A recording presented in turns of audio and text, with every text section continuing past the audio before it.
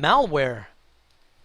In this nugget, we'll be talking about malware. We'll talk, first of all, about something that's not directly related to malware at all, and that is just some various research items for you. These don't really have a big topic of their own, and they're kind of miscellaneous. I wanted to put them in here before I forgot about them, so we just start with that. But then we'll talk here about rootkits and kind of get an overview of what rootkits do. They're extremely dangerous, among other things, because they're very difficult to detect and to remove. There's also Trojans. We'll talk about what those are and how they can infect your system and how other malware also spreads. We'll talk about how some of that malware can be concealed. That's one of the dangers of things such as rootkits, is because they're cleverly concealed sometimes, and even your antivirus software might not be able to pick them up. And we'll talk about ways to protect yourself as well against malware. I'm a little surprised at myself because I've never been a fan of horror movies. I'm really still not. However, there's an AMC television show called The Walking Dead, which is about zombies that will run around and try to kill, human beings. And it's kind of interesting because all the zombies used to be real people. They used to be a real boy, so to speak. And they got some kind of a virus or an infection or something, and it killed their brains until the point where only their basic motor functions work. And from that point forward, they really just kind of become hunters, and they look for live humans to actually try to cannibalize. I know it's kind of gross. Sorry about that. But I actually got kind of addicted to this show. It's actually got tremendously good storylines and really, really good acting in it. I thought it was going to be kind of cheesy. It's just really not. Anyway, it's kind of like that with some of the things we'll be looking at in this nugget. We're looking at rootkits and Trojans and viruses, and many of them, initially at least, look like they're real people or real useful programs. But once they get installed, they could turn your computer into a zombie, meaning that it could be controlled by others, for example. And I know on the television show, in order to get rid of the zombie, you have to shoot it in the head. I don't think you're going to be able to shoot your computer in the head or in the monitor or something like that. But we will hopefully find some ways to at least avoid getting these zombies installed on your computer.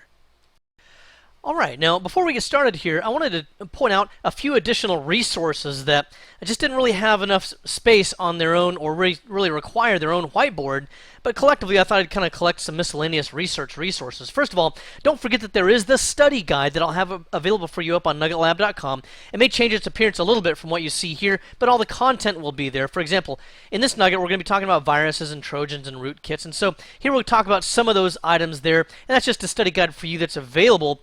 And you may need to get a good look at some of those topics and put them in your brain before you take the exam. Also, there's exploitdb.com. I've talked about that before. Just keep going back there for the most recent exploits, especially as you try to attack more current Windows operating systems. Also, Google is always a great research resource. It's just such a good tool. Almost any question you can think of right now, any kind of an exploit you want to perform, if you Google for it, very likely you're going to find something out there that you'll be able to find useful. Now, here's something you really need to make use of. Use virtual machines. That's what I do for all of my hacks that you've seen. And this is so useful and so important for a couple of different reasons. Number one, you don't want to destroy an actual working production machine. And you don't want to hack yourself and put some kind of a rootkit or something like that on your own machine, because chances are that somebody else out there on the internet might be able to detect that it's there and be able to do a backdoor into that Trojan and then take control of your own personal computer. So just use virtual machines for these sorts of things. And when you're not actually using them, shut them down or pause them or something like that so that they can't be exploited while you're not around. Also, use these, a lot of hackers I know, in fact, use these for untrusted sites and for any of their own web browsing. They just launch some version of Windows very often, and they don't actually even browse for the internet in the browser that's included in their host operating system. They just do everything, even their personal email, all of that, through virtual machines. And then if it does so happen that you can get a virus or some kind of a Trojan or something else that's difficult to fix, you can always go back to snapshots, because most virtualization software out there will allow you to go back to a previous point in time. For example, let me go to this. Here's just my I'm running VMware Workstation, as you can see here, and then I've got my Ubuntu machine, and I've got my Windows server over here, and then I've got my Ubuntu machine. But if something went horribly wrong, while I was doing some kind of an exploit or something, actually, let me show you this way. I could go up to my snapshots, and you can see I've done a lot of different snapshots here. And I do usually create a baseline snapshot, at least one or more, that just takes me back to a known good scenario. Sometimes I'll do something before I perform a metasploit. For example, here I did a metasploit in our last nugget. Well, in case something went horribly wrong there, I wanted to go back to a known good situation there. So that's kind of the idea there behind the virtualization. It'll help to keep you safe. Also, make sure that you get clearance if you're in a corporate environment before you do any kind of research. Now, what do I mean by that? Well, you don't need probably clearance to just use Google or to do any other kind of research or probably even to watch these particular videos. However, as you start to search around the internet and look for various exploits and hackers' websites and things like that, I have to give you fair warning. A lot of them are funded or sponsored by pornographic websites. So if you are doing research, and I'm holding up these giant air quotes right now around research, if you're doing research at work, be sure that, number one, it's legit research so that if anybody traces it back to you, you can say, yes, it was from a hacker's website and I needed to find this information for a specific purpose. And number two, you need to get probably clearance for that in the first place. Tell your boss and probably get this authorization in writing. Hey, we're doing some hacker research. Some of this is sponsored on questionable, or even might even have to say the word pornographic websites. And so we're not trying to do this, but there may be a pop-up that comes up or some kind of a inappropriate material that will be seen. And so anybody that's a shoulder surfer, beware if you come into my cubicle. And in many organizations, you're not going to get that kind of clearance. You may just have to do that research at home and on your own time. Yes, research. That's my story, and I'm sticking to it. Okay, also, keep in mind the difference here between overt and covert channels. Now, I don't know why they make such a big deal about this on the Certified Ethical Hacker exam, but you just need to know the difference. They're really obvious, so I'm not even going to write them out fully. Overt is simply a channel that's used for its normal function. So, for example, if you have a website, it's probably going to be on port 80, and any traffic to and from that website could be on port 80. That's overt communications channel. It's being used in the exact fashion that it's designed for. Covert would be using a channel that's against or different than its original intent. So maybe there's port 80 open, and instead of using it to access the website, you are able to somehow sneak through port 80 to exploit a different system or perform some kind of a hack besides just browsing that website. Well, that would be covert. Also, I wanted to show you a quick tip here about changing your MAC address. This is also written out in your Certified Ethical Hacker study guide here, but let me, oh, too big of a window. Let me scroll down here and show it to you. I put it down here at the bottom, and actually it won't be at the bottom by the time you get there because I'm going to probably put some other information in this. I'm sorry about the dancing around there, but it's having a hard time getting the window sized exactly how I want it. But you'll see down here, this is how you can change your MAC address in Windows. This is simply what you're going to do is go to a registry editor, to the key that I specify there, and change your MAC address. And I just decided to go ahead and browse to that location. You can kind of see down at the bottom the path that I took. This is the hard part right here. You got to really, what I would do is when you get this document from me, I would just use the mouse to click across this in that document so you can get this location and then search against it. That'll be much easier. Anyway, once you get into this, the next thing you'll want to do is to find the location that reads network interface. Excuse me, network address, and if it's not in there, then you need to add it in. So also, you need to make sure you get the right one, because look here, I'm at my Realtek PCI. This is my actual network adapter, but some of these others are kind of faux network adapters, so to speak, that we don't actually use for general network communications, like this is SSTP mini ports, VPN kind of things, all that sort of stuff. So here I wanted to just go to the right one, and I'll go ahead and right-click here and choose a new, and this is going to be a string value. We'll just call this network address, and then you have to enter in the value, and so you just put in your fake MAC address then, 00-90-, whatever else it is that it's going to be, and then you're good. I'm going to go ahead and delete that in my case because I don't need that. Also, in order to get it to actually take effect for your current session, what you would need to do is to stop, or rather to disable and then re-enable that network interface in Control Panel, and from that point forward it'll have the fake MAC address. Alright, let's take a look at one of the first levels of threats that we need to take a look at, and that would be rootkits. And what this is going to do is it's going to potentially take control of your system, and that's normally what they do. They're a little bit more destructive than a virus. Viruses are very often visible, and it's very often obvious that your computer has been infected. However, with a rootkit, it's very, very stealthy in many cases, and a lot of times they might sit dormant. Even though you have a rootkit installed on your computer, it might not be a current threat because nothing's going on with it. But they very often will have a built-in backdoor so that at any time, whoever's infected your computer can connect to it, or remotely connect to it, and then potentially be able to fully control it. Very often, rootkits are going to be deployed as what we call Trojans. Now, the lines get kind of blurred between rootkits and Trojans. A Trojan is simply a program that's embedded inside of another program that we would think is useful. So maybe I downloaded a new game off of the internet. It seems useful, it seems fun, I'm playing it, it's great. However, I might not have realized that it was a Trojan, meaning that it had a malicious payload. What was that malicious payload that was a Trojan?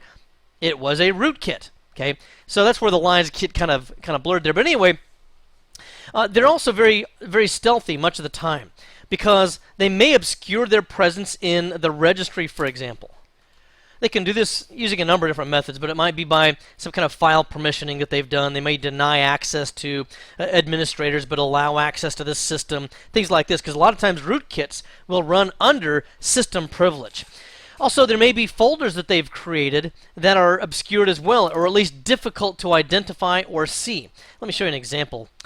I guess I'll just drag over my current window here. This is my documents that I'm working on for this current video. So these are the videos I've currently recorded for this series that you're watching right now. For example, this one right here, that's where I was talking about that TV show I like, the Walking Dead. Okay, that was 02A. Anyway, and there's some slides, some whiteboards that I've been working with. But here I'm just going to go to New. I guess I got to drag this over here a little bit further. New, and then Folder. And then you know how this normally works. You just start typing in the name, right? Well, instead of saying my new folder or whatever it is, one way of concealing this is, first of all, permissions. Another way is you can kind of conceal some of these from the naked eye, so to speak, by using ASCII characters. So, for example, if I just hold down the Alt key on my keyboard and type 0151, then notice that it puts in this kind of strange character. Wow, that's kind of weird. You can't really tell what that is. Well, in this case, it shows up, but in some versions of Windows, this won't show up as anything. You'll see the folder icon, but you won't see anything off to the side. And depending on the ASCII character that you select, it just may not appear there at all. So that's one kind of a rudimentary way of trying to prevent people from being able to see those folders. There's also processes that could become invisible with this as well. Another reason for that is because it may be running, again, as system. Now, there's some Trojans out there, and you might need to know about this for future purposes, if I can be any more transparent than that. But you may have something called the Remote Access Trojan, which pretty much gives a hacker full access control to your computer. And it may show up in Task Manager here. Let me just drag this over. Task Manager. It may appear as DVD Launcher. Now, fortunately, I don't have it, so I guess that means that I don't have that particular item in here. Hopefully, I don't have a Trojan of some type or a rootkit. Anyway, I might not be able to see it.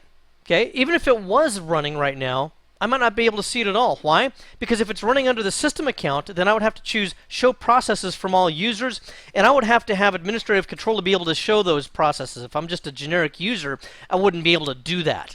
So then it might pop up here as DVD Launcher or whatever it is, and I could track it down and identify that maybe that's a rootkit. All right. Now, that's what we've got for rootkits. Very, very dangerous. They very often, again, will be deployed as Trojans, and they're also not only difficult to identify, they're very difficult also at times to get rid of them. Now, let's take a look specifically at Trojans. And again, the rootkit that we just looked at, that could be a Trojan, but it can be in any number of things. It could be a seemingly useful program, but it actually contains some kind of malware. This could be a virus of various types. This could be the start of a worm. This could be a rootkit like we just looked at. Very often this is going to come out as rogue security software, and you may have seen these before. I haven't seen one for a little while. I should have taken a screenshot last time I did, I suppose, but where you'll go to a website and it might be a little bit of a questionable website. Maybe it's one of those that offers wares of various types or free downloads of pirated music and that sort of thing. Those are very risky websites to go to for a number of reasons. Sometimes just visiting the website can get your system infected, but a lot of times there will be a pop-up that occurs and it will say, we've detected 7 viruses on your computer. It could produce your system to slow down or to freeze or to crash or all those sorts of things. And of course, anybody that runs Windows thinks that their computer's full of viruses now. Well, first of all, because even without viruses, Windows does all those things. So it's really easy to get people to click on those. But when they click on the button that says install this antivirus software to clean up your system, it may actually be installing some kind of a Trojan, and who knows what's going to be contained in that. It could be spyware. It could be a keylogger, which is a form of spyware. It could be one of those screen capture things, which just looks at what you're doing on your computer.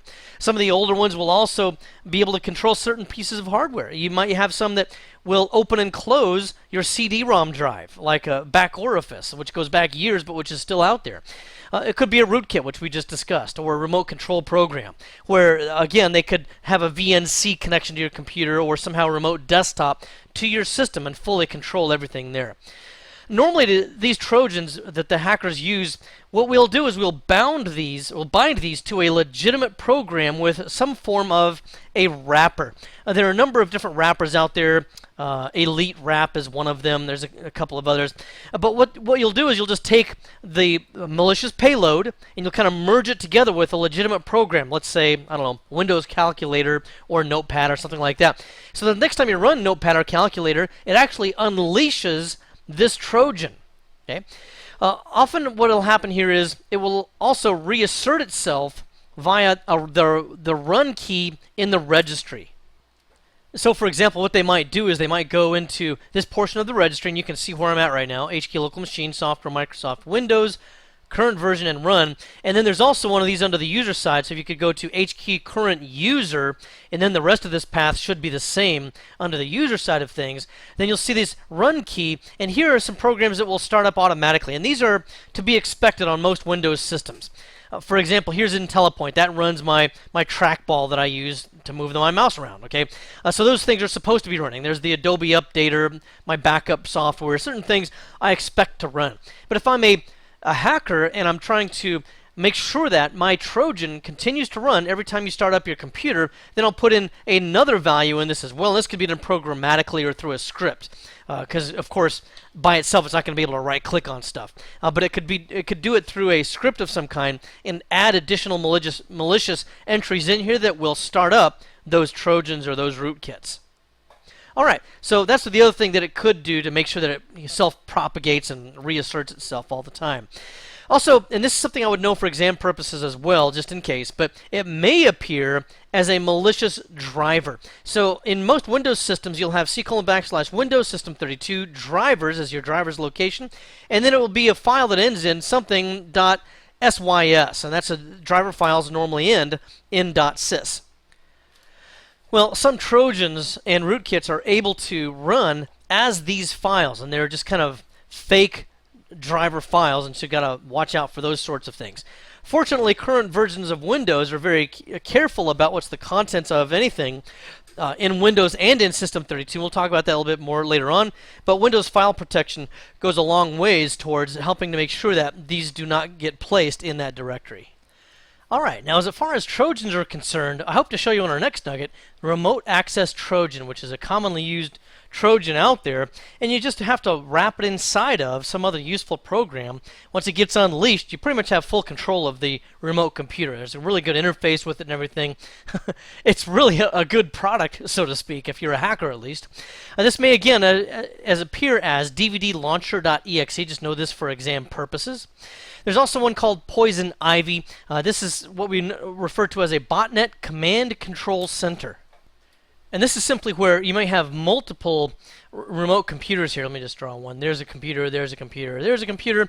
And these are all going to be botnets, which means that you can take all three of these, I'll just kind of draw them all together here, and attack some other machine. Maybe a denial of service attack against this DNS server, let's just say as an example.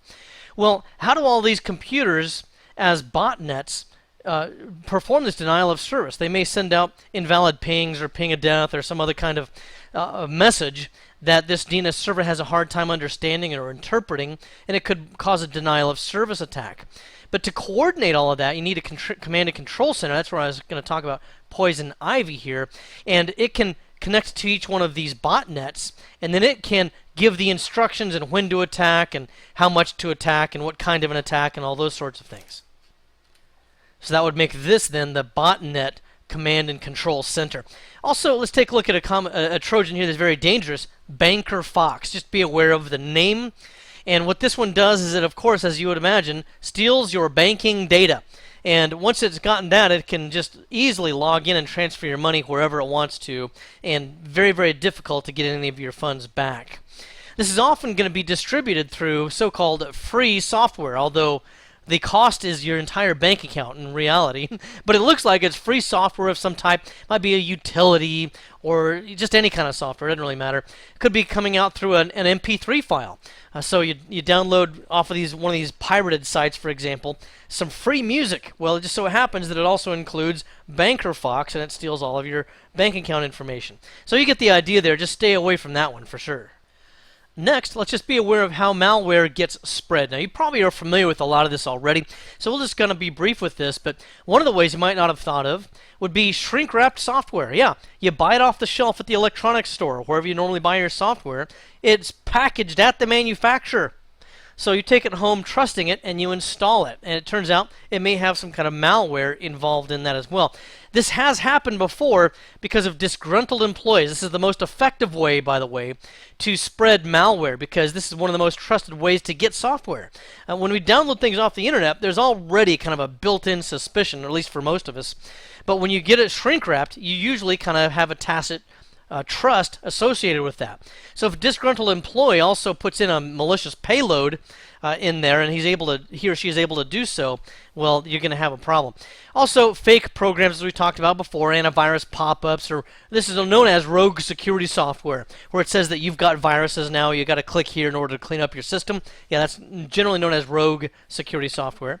Internet downloads we talked about before, games, music, screensavers used to be a big one. Still a possibility there that you could have some malicious payload in that. Instant messaging and internet relay chat, or IRC. These are methods where someone could directly be contacting you and attempting to get you to download some kind of a malicious payload. Email attachments, of course, those are always going to be suspect, or links in email. And if you're using HTML email, there could even be a malicious frame inside of one of those email attachments, or one of those emails. Also, the browser and email may have some kind of software bug, and this would be, let's just say this is your email right here, and this is an email message, and this is to, and this is from, and so on. Well, in here, again, if it's HTML, there may be just a tiny dot in there that, number one, when your browser opens this, it may be invisible. This dot might not be visible to the human eye, but it can send out a beacon to a destination over here so that we know now that you have received this email. Now, that's kind of innocuous. That's just so that we can track whether or not our email got there. The malicious part of this is there may be like frames in this, and this would be invisible to the human eye. It would be like white on white, so to speak, so you couldn't even be able to see anything there. And that might have some kind of malicious code built in right there. And then there's also physical access. This is how a lot of the keyloggers have been spread throughout the United States government, and they suspect CENTCON and certain other locations got thumb drives distributed in the organization. People just plugged them into their computers, kind of wanting to know what was on there, and unknowingly spread malware to their own systems. Now, by the way, before I close this whiteboard out, we've talked about email a couple of times here in different places. I want to make an emphasis on this for the Certified Ethical Hacker purpose. The CEH would consider that the most reliable kind of email that you could consider safe would be signed email. Now, what do I mean by that? Well, let me give you an example. A close relative of mine has recently had her email hacked. Now, we don't know exactly what happened quite yet. I haven't investigated it yet. But it looks like as if someone got the credentials, and they're also able to go through her address book and so forth. And so programmatically, it looks like they are randomly sending out emails to people that are in her contact list. Okay. Now, if she had signed email and people were used to receiving signed email from her, then her email would be signed using her private key in her certificate. And we're talking about certification authorities here. So it's signed with a private key and then it's read with a public key, and anybody should be able to read it as long as the certificate was initially issued by a trusted certification authority like VeriSign or Thought or one of those other well-known CAs. The purpose of the signing of this means that it can validate that it really did come from her. Okay, so this would be different than someone getting a hold of your account and sending out email under your email account.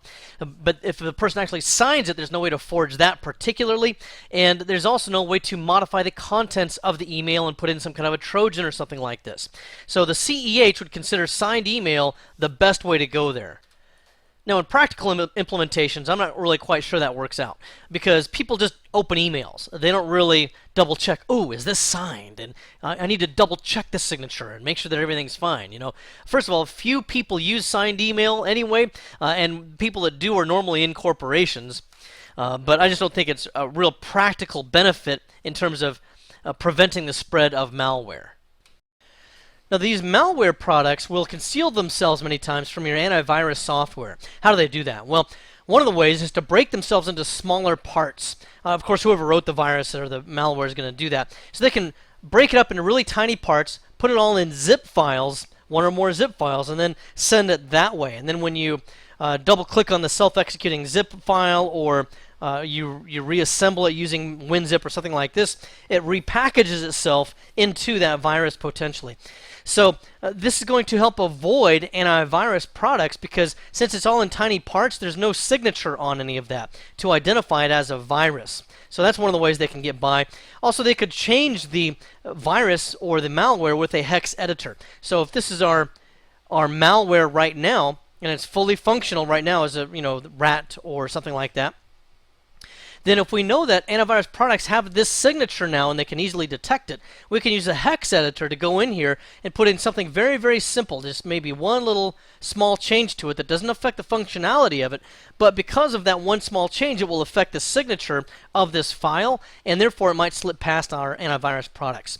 You can also encrypt it using a hash. Let's say we take this product, this malware, and we run it through an MD5 or a SHA-1 hash. The smart thing to do would be to use the hex editor to change the signature and then run it through a hash to get a unique result, and then use that unique result, which will be some cryptographic data like A5C9QRX, and whatever. And this goes on for a long string of characters, and use that as an encryption key to encrypt this now, and then you can use it symmetrically as well so that it could be decrypted on the destination also. You'd have to package for that, and you'd have to plan for it to be decrypted on the destination, but at least it would evade antivirus software. And then before we're done, let's talk specifically about viruses and worms. And I think you probably know what these are, so I'll kind of be quick with some of this.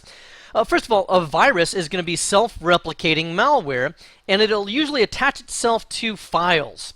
And then when you take those files and you email them to your friends or you send them to your friends or whatever, they'll often get transferred to other computers that way as well. Very often this is going to be in those peer-to-peer networks where music gets passed around. As I kind of mentioned earlier, there's a lot of different malware that can get passed through those pirated websites, but very often viruses are in those things. And the life cycle of a virus pretty much lives forever. Same's true of worms, really. It just lives forever unless there's a date termination that's built into the virus, so that after April 31st, or is there an April 31st? Let's just say April 30th to be safe. After April 30th, the virus self-destructs or deletes itself or something like that. But most virus writers are nowhere near that generous. They want their viruses to live forever, and indeed they do. And what the motive is for these people to write this stuff, who knows? Some of it, especially for things such as the Trojans and rootkits, is to seize control of your system and gain access to your personal data, something like that. But some of these viruses, as you'll see in the study guide, some of them are just hoax viruses, where they'll just change. Let's see if I got some in here. I know I got them in here somewhere, so let me just go. Yeah, all these viruses types in here, like the hoax virus, might not actually even do any damage. It's just a prank, more or less. And then there's these other types of viruses as well. Again, you should read and study those. And then there's also the worms. Now, worms are very similar to viruses, and in fact, in terms of the damage or destruction they cause that might be kind of similar, they're also self-replicating, okay, except that viruses are very often transferred with human intervention. People send each other their latest pirated, music that they downloaded, or the latest pirated video that they downloaded, something like that. Or they put it up on one of those peer-to-peer sites and other people download it. Well, that's kind of a human intervention. Here, it's going to be something that's self-replicating, but it usually does so on its own. That's what makes a worm different there. Again, obviously, it's malware. And these are also usually, but not always, memory resident. They don't really attach themselves to files most of the time the way a virus would. And these can also be possibly resource intensive. One of those reasons is because they are memory resident, and a lot of times they're not written very well. They're very poorly written worm. Oh, if only we had worms that were well written and that followed the guidelines of good code writing. I say that, of course, tongue in cheek there. Also, with these worms, they replicate themselves normally over the network, and that can happen a number of different ways. In a LAN, for example, it can just look for shares that are out there on the network and automatically copy itself to any share. Some of them will copy themselves to administrative shares if they have that capability. Other ones will take advantage of your email system, Outlook, or whatever it is, and it'll just distribute itself to everybody in your address book. And that obviously is a big problem there. That's how a lot of the a lot of the worms have been replicated in the past. And then some other examples of worms would be something like the Conficker worm. I'll just write that out here. Conficker. There's lots of different ones out there in the wild, but this is one that would deny access to administrative shares. And normally, for example, you have $C as an administrative share. Well, it will deny access to that. It'll lock users out of certain directories, all different kinds of things. Restrict access to security-related sites. So these are some problems that come up with the Conficker worm. Also, something that's in common with both viruses and worms here, as opposed to things like rootkits or some of the other kinds of Trojans, is that those things will often conceal themselves and they're very stealthy. Viruses and worms are a lot of times pretty noisy and easy to detect that you've been infected. Also, a lot of times the worms, the purpose of these is to create botnets. So they'll want to replicate themselves to multiple destination hosts so that a command and control center somewhere can control all of the botnets to do something like launch a denial of service attack or something like this. Now then, how do we actually protect ourselves from some of this malware? Well, I got to tell you right from the beginning, sometimes you just can't. Even if you're technically knowledgeable and even if you're a hacker, hackers also do get infected. Sometimes you just can't avoid it. There might be a web page that you go to that it's the first time you've been there and you didn't realize it was a malicious web page. Well, sorry, you just got infected. Or you might have an email that you just opened and read that you thought it was from somebody that you knew, and it really wasn't. A lot of the email scams right now are very, very clever because they'll compromise a user's computer, and then they'll sift through your address book, and they'll send you email from a person that you actually know, but embedded in that will also be a copy of the virus or malware or whatever else it is. So anyway, you can't always protect yourself from it. You can do the best you can, though. So one thing you can do is if you have a new installation of a computer, immediately apply any available updates to the software and to the operating system. So when I talk about that, here's what I mean. For example, here on this Windows Server 2003 server, here we have checked this to keep the computer up to date. So it's going to check for updates depending on our various settings down here. Notice that this is not really all that good. It says notify me before downloading any updates and notify me again before installing them. Well, for the user side of things, most of the time they won't do any of this. They'll just ignore it and they'll say, oh, another one of those things that's going to make me restart my computer, as if I have time for that. So they usually will ignore that. The other option would be to download the updates automatically, but then just notify you when they're ready to be installed, and then you would have to do that. Automatically download the updates and then install them on the schedule I specify. This is the best solution, and you can just specify a time when you're in non-productive hours, whatever works for you here. This is the Windows Server 2003 interface, very similar to this in Windows XP. Vista is a little bit different. Windows 7 is a little bit different. But the basic idea is all the same for the various options that you'll have here. Make sure that you choose this last option. And then if you're in the corporation, that's not really an issue, because Windows Update can be set automatically like I just showed you there, but in the corporation, most of the time you're going to be using Windows Server Update services. And this is what I use, in fact, meaning that When I go to my update settings, I can't change any of this. Why? Because I administratively configured all of this using a group policy object, and it will then automatically apply to all of my clients so that they're going to get their updates every day at a specific period of time, and so on. So this is going to be mandated from on high that all of my users in my domain always get updates. Also, if you're in a small office or a home office environment or a personal computer, just make sure that you use the personal firewall. Now, in corporations, you may have a different solution than this. Sometimes it's a bad idea to mix and match firewalls so that you have both a hardware firewall and intrusion detection prevention and many other things possibly on the network level. And then if you add to that personal firewalls as well, that could make networking very complicated in some instances. There may be some conflicts with it.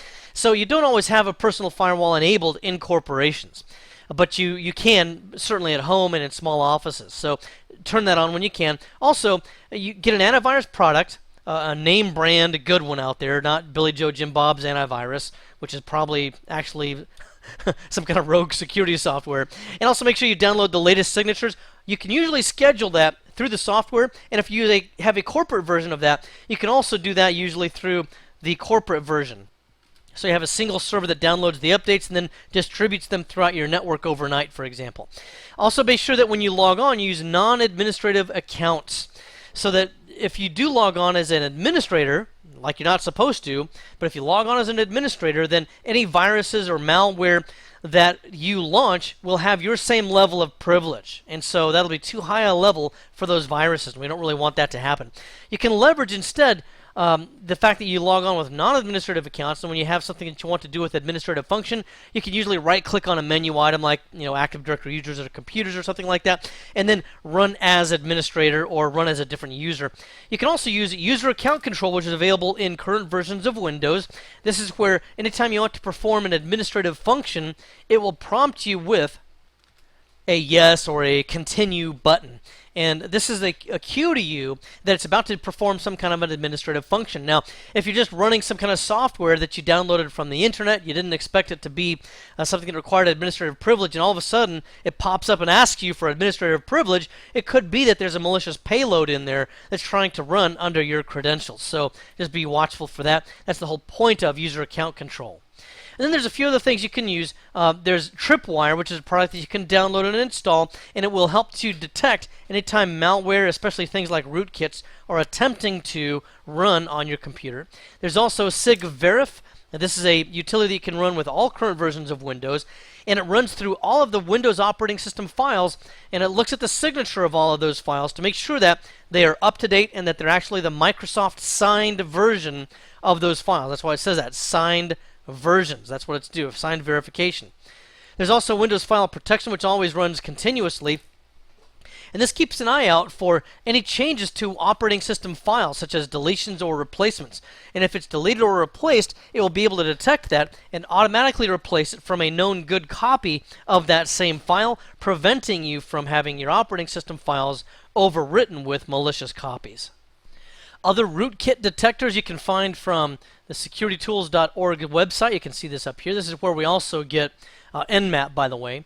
And this just has a list of several different tools that you can get from sysinternals. One of the good ones there would be Process Explorer. And it'll keep an eye on files and directories that are run by any open process.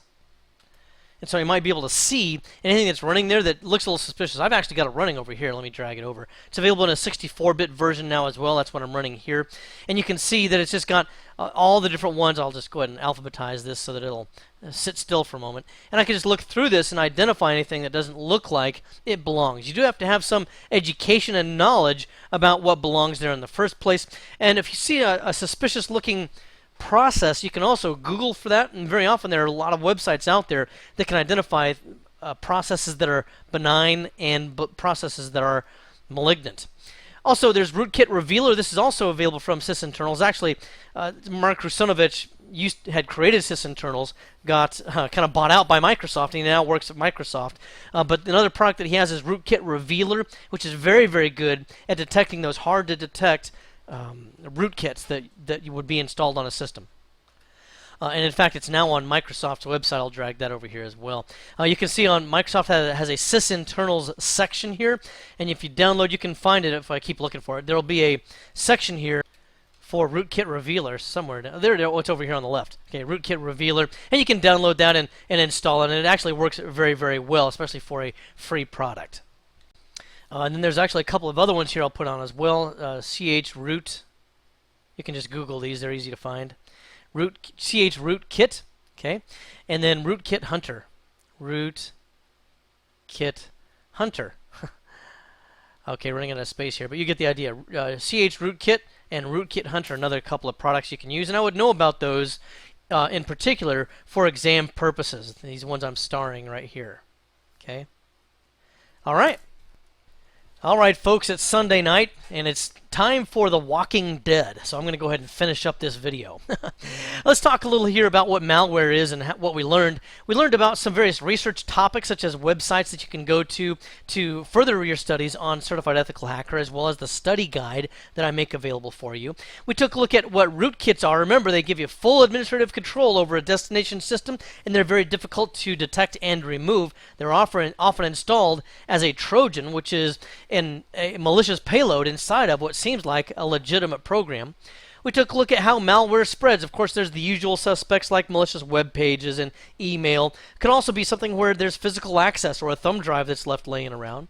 We took a look at concealing malware. For example, that might be encrypted so that it doesn't match antivirus signatures, or hashed.